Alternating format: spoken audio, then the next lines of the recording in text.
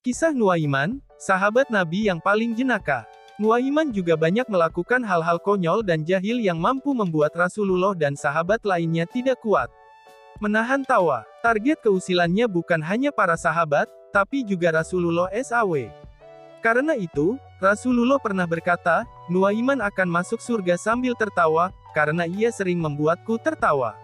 Dalam salah satu kisahnya diceritakan, suatu ketika Nuaiman melihat penjual madu yang kepanasan dan keletihan setelah berkeliling menajajakan madunya di Madinah.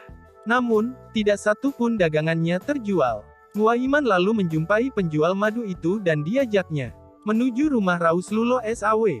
Setelah mendekati rumah Rasulullah, Nuaiman menyuruh penjual madu menunggu seraya membawa sebotol madu untuk diberikan kepada Rasulullah SAW. Ya Rasulullah, aku tahu engkau suka madu. Oleh karena itu aku berikan madu ini untukmu sebagai hadiah, kata Nuaiman.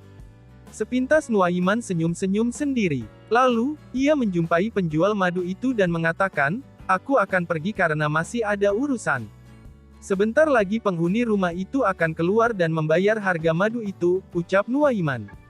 Sang penjual pun merasa senang karena dagangannya akhirnya laku. Dia cukup lama menunggu, tapi tak seorang pun yang keluar dari rumah itu.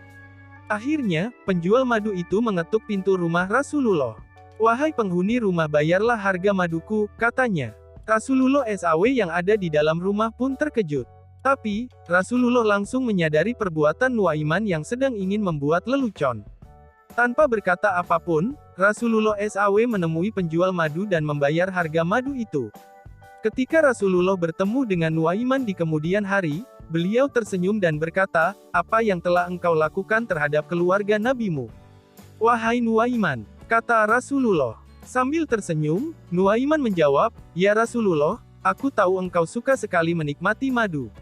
Tapi aku tidak punya uang untuk membeli dan menghadiahkan kepadamu. Maka, aku mengantarkan saja kepadamu dan semoga aku mendapat taufik ke arah kebaikan, ucap Nuaiman.